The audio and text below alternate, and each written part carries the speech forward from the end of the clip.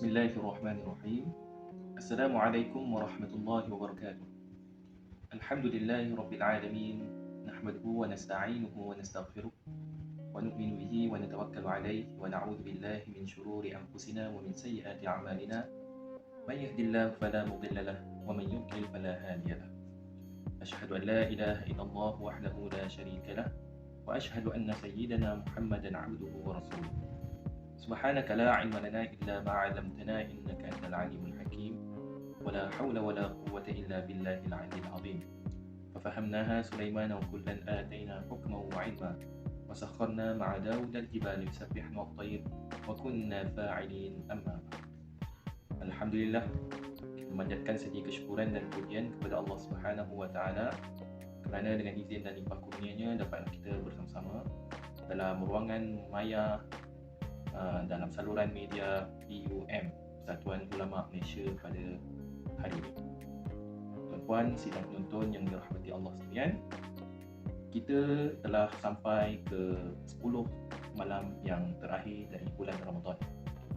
Justru bila sampai ke 10 malam yang terakhir dari bulan Ramadan, seboleh mungkin kita melakukan pecutan untuk melaksanakan amal ibadah, pecutan untuk menggarap segala pahala yang Allah Subhanahu wa taala kurniakan kepada kita dengan berlipat kali ganda, pecutan untuk kita memohon keampunan dan maghfirah daripada Allah Subhanahu wa taala. Puan-puan sidang penonton yang dirahmati Allah sekalian, pada petang ini suka saya menyentuh mengenai satu ayat Al-Quranul Karim yang sangat baik untuk sama-sama kita tadabbur dari surah An-Nur ayat 55, iaitu mengenai kepimpinan dan juga mengenai kekuatan umat Islam dalam memerangi musuh. Ayat 55 dari surah An-Nur ini sangat baik untuk kita sama-sama tadabbur dalam bulan yang penuh barakah ini, kerana sekiranya kita menyoroti kembali sirah nabawiyah, kehidupan baginda Nabi sallallahu alaihi wasallam, kita akan dapati bahawasanya siri-siri perjuangan Islam, khususnya ketika Islam memerintah di Madinah itu, berlakunya peperangan demi peperangan di dalam bulan Ramadan. Antara peperangan yang berlaku dalam bulan Ramadan ialah Perang Badar, Perang Uhud, Perang Ahzab. Perang Ahzab ini dia berlaku pada bulan Syawal, tetapi pada hujung Ramadan itu umat Islam dalam kalangan tentera baginda Nabi SAW telah pun mula menggali parit yang besar. Kemudian Fathu Makkah dan sebagainya. Jadi kita lihat perang-perang yang besar yang direkodkan dalam sejarah Islam ini, rupa-rupanya ia berlaku dalam bulan Ramadan. Maknanya apa? Maknanya bulan Ramadan ini bukan menjadi lambang kelemahan umat Islam lantaran berpuasa, tetapi berpuasa itulah sebenarnya menjadi suatu lambang kekuatan kepada umat Islam untuk berjihad di jalan Allah Subhanahu wa taala seterusnya, membuka wilayah-wilayah dan menjadi pemimpin di atas muka bumi ini. Jadi tuan-puan yang dirahmati Allah sekalian, sangat baik untuk kita sama-sama tadabbur ayat 55 dari surah An-Nur yang mengenai kepimpinan dan juga mengenai perlunya kita sabar dan tetap berjuang di jalan Allah Subhanahu wa taala. Saya bacakan dulu ayat ini beserta terjemahan, kemudian kita akan lihat sama-sama kandungan ayat ini ya. A'udzu billahi minasyaitonir rajim. Bismillahirrahmanirrahim. Wa'adallahu alladhina amanu minkum wa 'amilus salihati ليستخلفنهم في الأرض كما استخلف الذين من قبلهم وليمكنن لهم دينهم الذي ارتضى لهم وليبدلنهم من بعد خوفهم أمنا يعبدونني لا يشركون بي شيئا ومن كفر بعد ذلك فأولئك هم الفاسقون. Sadaqallahul Azim. Maksud ayat 55 dari surah An-Nur, firman Allah Subhanahu wa taala, Allah telah menjanjikan kepada orang-orang di antara kamu yang beriman dan yang membuat kebaikan bahawa Dia sesungguhnya akan menjadikan mereka berkuasa di bumi sebagaimana Dia telah menjadikan orang-orang sebelum mereka berkuasa. Dan sesungguhnya dia akan meneguhkan mereka dengan agama yang telah dia redai. Dan dia benar-benar mengubah keadaan mereka daripada ketakutan menjadi aman sentosa. Mereka tetap menyembahku dan tidak menyekutukanku dengan sesuatu pun. Tetapi barang siapa yang tetap kafir ataupun tetap kufur nikmat setelah janji itu, maka mereka itulah orang-orang yang fasik. Sidang penonton yang dirahmati Allah sekalian, ayat ini memangnya sangat memberikan pengajaran kepada kita yang bergelar khalifah dan juga pemimpin di atas muka bumi ini. Setiap daripada dipelajari pada kita dalam kalangan orang mukmin, orang muslim sendiri merupakan pemimpin. Sekurang-kurangnya kita memimpin diri kita sendiri. Paling kurang kita memimpin diri kita sendiri, kemudian kita memimpin keluarga kita, seterusnya kita memimpin masyarakat dan negara. Maknanya Allah Subhanahu Wa Taala menjanjikan kepada kita semua, kalau kita benar-benar yakin dengan perjuangan Islam dan kita terus sabat dan tetap pendirian dalam perjuangan Islam, insya-Allah Allah Subhanahu Wa Taala akan memberikan kemenangan kepada kita. Tidak hanya sekadar kita memimpin di peringkat keluarga kita ataupun diri kita sendiri, bahkan kekuatan itu boleh terbina melalui jamaah kesatuan umat Islam dengan syarat kita meletakkan keyakinan yang tinggi kepada Allah Subhanahu Wa Taala, lalu Allah Subhanahu Wa Taala mengurniakan kekuatan dan juga kejayaan kepada kita semua untuk mentadbir dan juga memerintah dunia ini. Kita lihat satu persatu yang terkandung pada ayat ini, ayat yang banyak pengajaran yang boleh kita petik dan kita keluarkan. Allah Subhanahu Wa Taala berfirman, wa'adallahu alladhina amanu minkum wa 'amilus shalihat. Allah Subhanahu Wa Taala menjanjikan kepada orang yang beriman dalam kalangan kamu dan juga yang melakukan amal soleh. Maknanya apa, tuan-tuan dan para penonton yang dirahmati Allah sekalian? Allah Subhanahu Wa Taala memberikan suatu jaminan kepada orang yang beriman dan juga orang yang beramal soleh. Walau bagaimanapun kita lihat pada ayat ini, Allah Subhanahu Wa Taala mengemukakan perkataan minkum. Minkum, apa maksud minkum? Maksudnya litaba'id, sebahagian daripada kamu. Maknanya orang-orang yang benar-benar beriman dan melakukan amal soleh ini hanyalah sebahagian, tidak semua. Menunjukkan bahawasanya soal kepimpinan dan soal untuk dipilih menjadi pemimpin menegakkan syariat Islam di atas muka bumi ini merupakan suatu pilihan yang istimewa daripada Allah Subhanahu Wa Taala. Lalu Allah Subhanahu Wa Taala memberikan suatu jaminan dan janji kepada mereka yang telah dipilih oleh Allah Subhanahu Wa Taala dengan syarat mereka ini beriman dan juga beramal soleh. Jadi kita kalau boleh nak masuklah dalam kalangan yang memang benar-benar dipilih oleh Allah Subhanahu Wa Taala. Wa'adallahu alladhina amanu minkum. Allah Subhanahu Wa Taala menjanjikan terhadap orang yang beriman dalam kalangan kamu.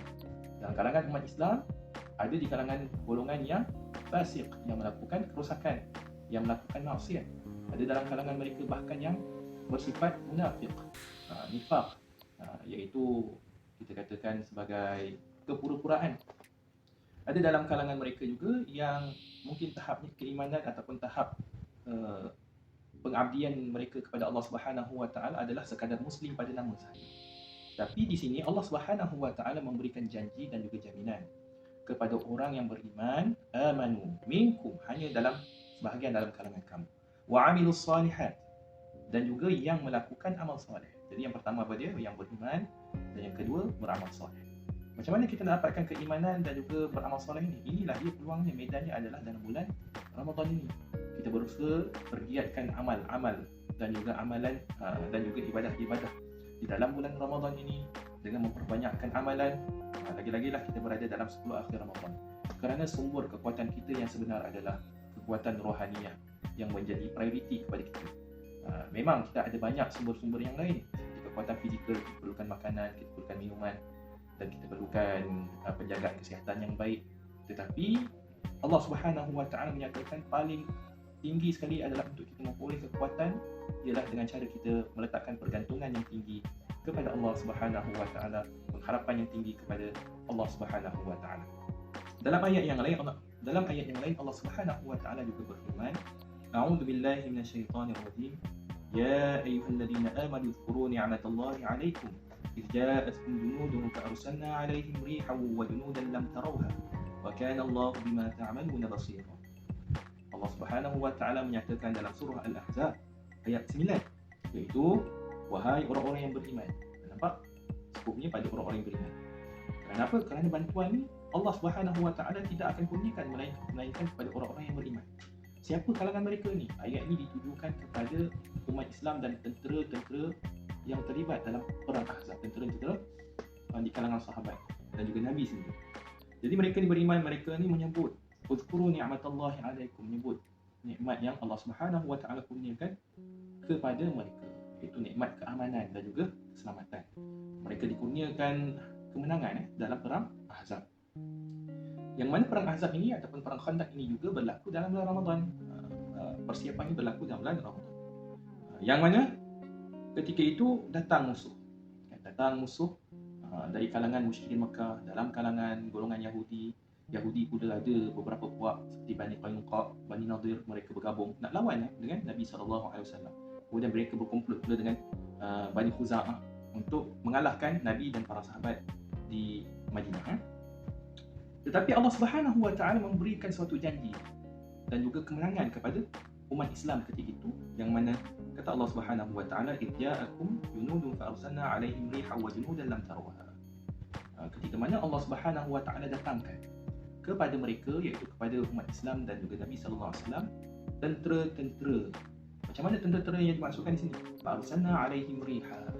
Maka kami hantar kepada mereka angin taufan. Jadi Allah Subhanahu wa taala mendatangkan taufan kepada musuh-musuh Islam ketika itu dalam kalangan bala tentera musyrikin Mekah dan lain-lainnya. Jadi taufan itu menyerang kem-kem mereka, kem-kem tentera mereka yang berdekatan dengan parit yang telah digali. Dia ada beberapa kem, ada kata silap saya 5 kem. Kemudian wajunu dalam taroha, Allah Subhanahu wa taala juga memberikan turunkan tentera yang tidak terlihat oleh kamu dan oleh mereka. Siapa mereka ini? Iaitu mereka terdiri dalam kalangan para malaikat. Jadi bagaimana kita nak memperoleh bantuan daripada Allah sebegini rupa? Syaratnya mesti beriman dan beramal soleh, bergantung harap kepada Allah Subhanahu wa taala. Kita berbalik kepada ayat 55 dari surah An-Nur. Jadi Allah Subhanahu wa taala memberikan janji kepada orang yang beriman dan beramal soleh ni berupa apa? Kita tengok pada ayat ni, la yastakhlifannahum fil ard. Allah Subhanahu wa taala menjadikan mereka berkuasa, memerintah. La yastakhlifannahum fil ard. Menjadikan mereka berkuasa, memerintah di atas muka bumi. Jadi kalau kita benar-benar beriman kepada Allah, beramal soleh, kemudian kita betul-betul melaksanakan amal jama'i, bersatu hati dalam kalangan umat Islam, membina kesatuan ummah dengan memenuhi syarat-syarat yang telah Allah Subhanahu wa taala gariskan dalam Al-Quran dan juga hadis baginda Nabi SAW, maka insya-Allah kita mampu untuk memerintah dunia. Ini yang dijanjikan oleh Allah Subhanahu wa taala, la yastakhlifannahum fil ardh kama istakhlafa alladhina min qablihim, sebagaimana yang telah umat sebelum mereka ini memerintah dunia. Maknanya sebelum ini memang ada umat yang telah Allah Subhanahu wa taala kurniakan kepada mereka kuasa pemerintahan, mentadbir dunia. Tetapi akhirnya disebabkan mungkin kesombongan mereka, disebabkan mereka merasakan mereka sahaja merupakan umat terpilih seperti Bani Israel, akhirnya mereka ni dinafikan kekuasaan tersebut. Allah Subhanahu wa taala tarik semula kuasa tersebut daripada mereka. Jadi kita kena ingat balik, Allah Subhanahu wa taala jugalah yang maha mengurniakan kuasa dan juga menarik balik kuasa tersebut. Kan dalam ayat yang lain Allah Subhanahu wa taala menyatakan, tu'til mulka man tasha wa tanzi'ul mulka mimman tasha wa tu'izzu man tasha wa tudhillu man tasha. Allah lah yang mengurniakan suatu kerajaan mengikut kehendaknya, iaitu kehendak Allah Subhanahu wa taala.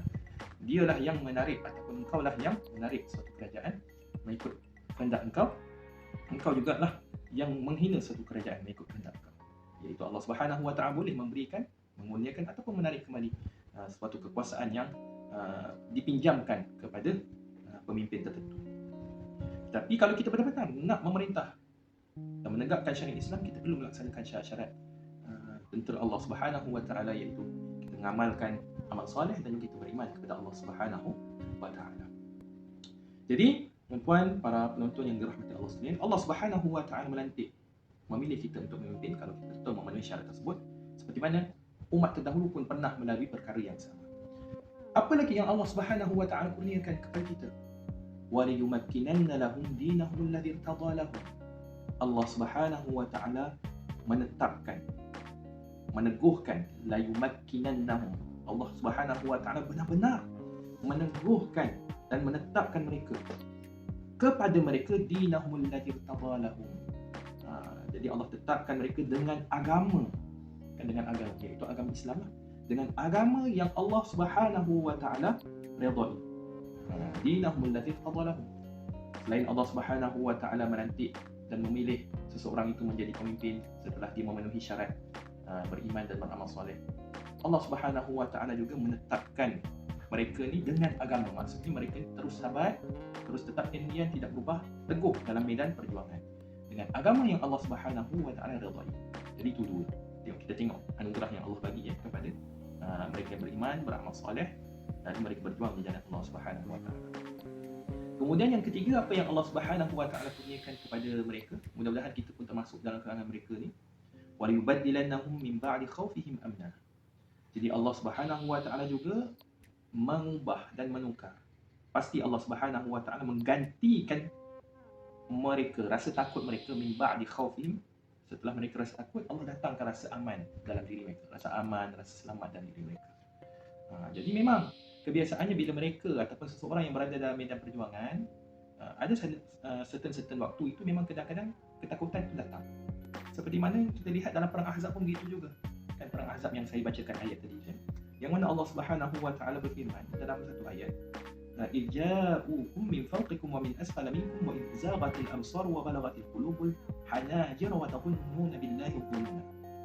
Yang mana sebelum datangnya kemenangan umat Islam dalam peperangan Ahzab tersebut, Allah Subhanahu wa taala menyatakan bahawa